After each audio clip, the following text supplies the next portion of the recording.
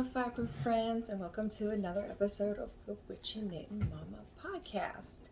I am Nicole. I am Witchin_Knittin_Mama on Instagram, and you can find me on Ravelry as Sea Turtle Girl, GRRL, not GIRL. So this morning I decided that we would do something a little bit different. Valentine's Day is next week, roughly a week away, and some of us don't like flowers and chocolates and all that mushy gushy stuff. So I thought I would make a alternative arrangement to your normal roses or carnations or whatever you may prefer. So, got our supplies. I did purchase a monster mini set from Gem Luxe Fibers, and these come in 5-gram bulkies. These are their monster minis. Let me just read this off to you. It's a 3-ply bulky. It's 100% superwash merino, so it is super soft. I have worked with these. I made a hat. Fantastic product to work with. Fantastic fiber. You get 5 minis for 21 yards a piece, 100 grams total.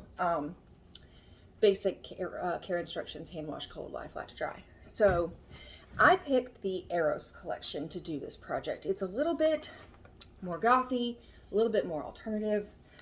You can see, whoops! You can see the colors that I picked. We've got some blacks, we've got some mauves. I did pick one extra color.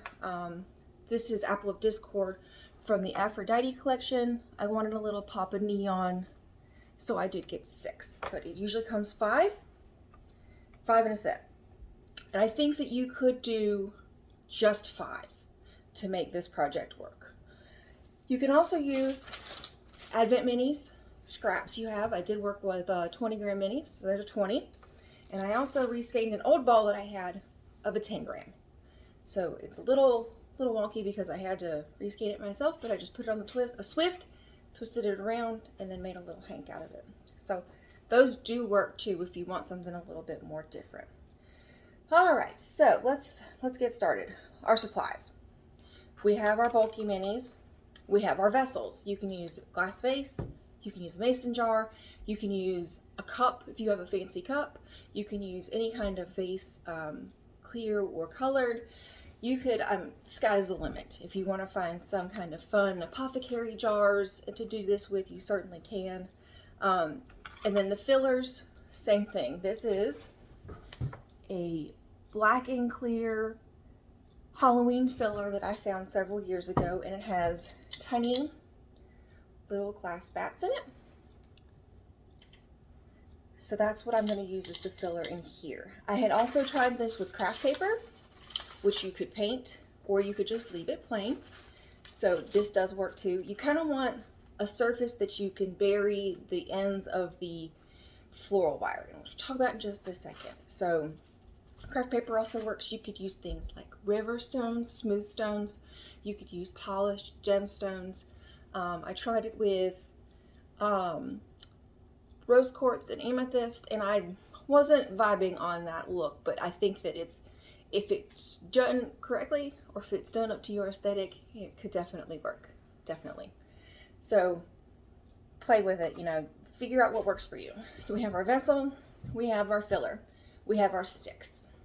Instead of using flowers, sticks are going to complement our beautiful set of bulky minis. So I went out to the backyard. I just found assorted sticks, and I put them in this jar. So I've got a variety of thick to thin. I've got some that have branches still on them. I've got some that are still straight. So what you're wanting to go for here is depth. That's what we're looking for. It's the overall appeal. So we've also got our floral wire.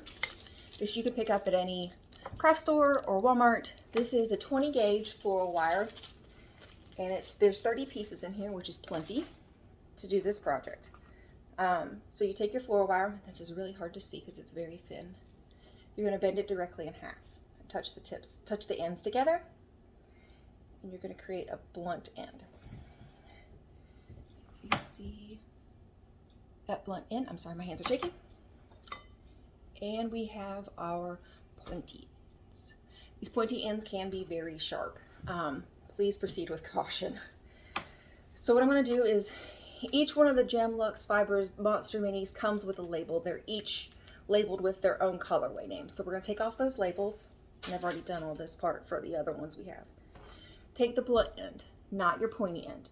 The pointy end will tear up your yarn. It will split the plies. It could possibly fray your yarn. It can catch, it can pull, it can snag. It's not pretty. I've done it on accident. So take your blunt end, starting with the knot end. Gradually work the wire up the middle of the hank. You can just kind of weave it through there so that it's covered up by the yarn. And that's one of the nice things about this bulky yarn is it hides this floral wire very well.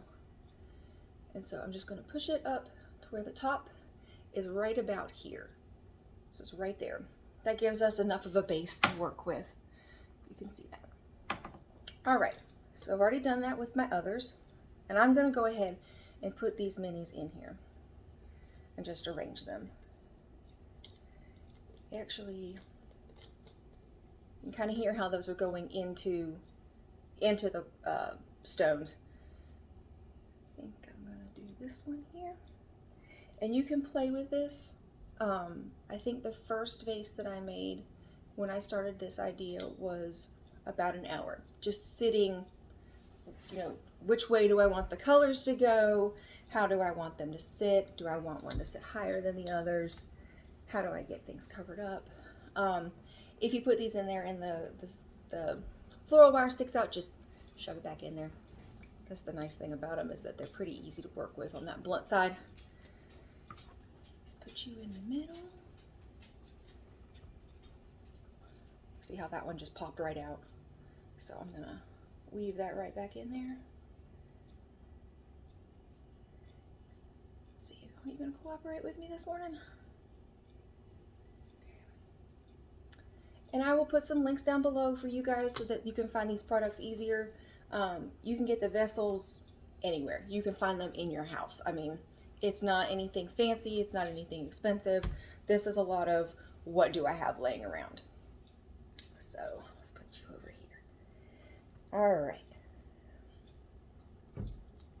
So you can see we're a little messy. We need some fluffing. We need some arranging. Tuck that wire back in there. And you will tuck wires constantly. They do slip out. It's not a big deal because they're super easy to cover back up. So let's give these guys a little bit more height. Just pull them out just a little bit. You can bend the floral wire, which is great. It's very flexible and easy to maneuver around. You can give your, you can give your flowers, as I was calling them, a little bit of a bend to kind of make them a little bit more fluid rather than just straight rigid like that. So there we go. There's our minis. And you can see, you could stop here if you wanted to. You don't have to keep going. I think this is pretty just the way it is. If you wanted to add some of the 10 grams to kind of make it look a little bit more full, you certainly could. It's, again, up to you and what you want to do. And we have a guest. Radar's over here scratching himself. So now I'm going to use our sticks. Sticks, when you think of a floral arrangement, you think of the larger part being in the middle because you want to kind of draw the eye to the center of the arrangement. I did work in the floral department for a, what do you want to call it? Whole Foods-esque type grocery store for about 4 years. So this is where my love of arrangements comes from. So just going to gradually work the sticks in here. Again, being careful. We don't want to snag the yarn. Just gently work it down and kind of have it accent the yarn. You don't want to pull away from the yarn, so the yarn may need to, be fluffed again, is one of my favorite ways of saying this. And you want to go for somewhat of a height. I think that the overall aesthetic that I was looking for was dead flowers. And that's just my aesthetic and how I like to do things. So I'm going to get these big ones in here first. Let's see if we can complement the skeins. Like this white doesn't look quite right, so I'm going to try and squish it down a little bit more so where it's somewhat even with its friends. And then I'm going to take our smaller sticks. These are our thinner ones. And I'm going to kind of go around the outside to give it a little bit more oomph, if you will. And as you put these sticks in, feel free to, you know, break them off to make them smaller, break them off from the top to give them a little bit more jagged edge if you would like. You can really do a lot with these kinds of projects. It's fantastic how versatile they can be. Whoop, and I just broke that one. I'm gonna do that. Get yourself a variety of sticks so that you have different looks that you can work with. I just went out into our front yard and was picking up sticks yesterday afternoon to see what I could find. So I kind of like it when they stick out and it looks like there's like little smaller twigs coming off the big sticks. And I don't think I have any of that guy. Looking at here. Just spin it around, kind of get an overall feel for it.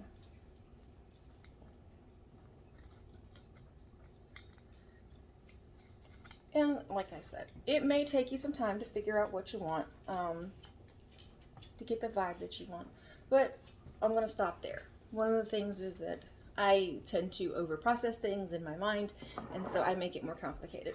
And I'm going to stop there. This is my finished project. This was super easy. I'm going to put this on my desk, and this is going to be my floral arrangement to myself for Valentine's Day, or as I like to call it, Valloween.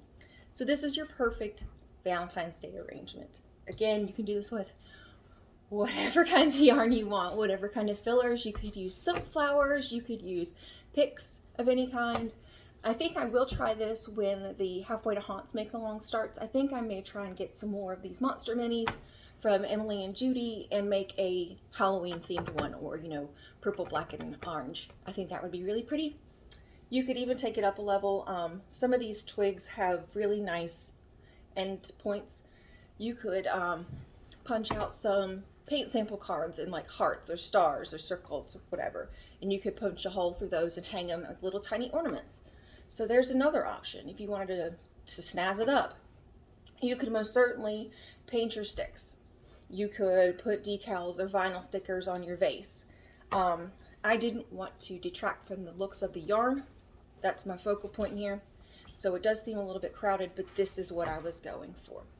So a big thank you to Emily and Judy from Gems Luxe Fibers. They are not sponsoring this or endorsing it in any way. I am endorsing them.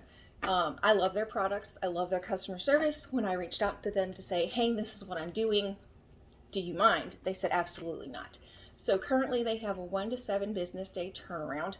If you want to go ahead and place your order, feel free to do so. They have so many colors on their Monster Mini base.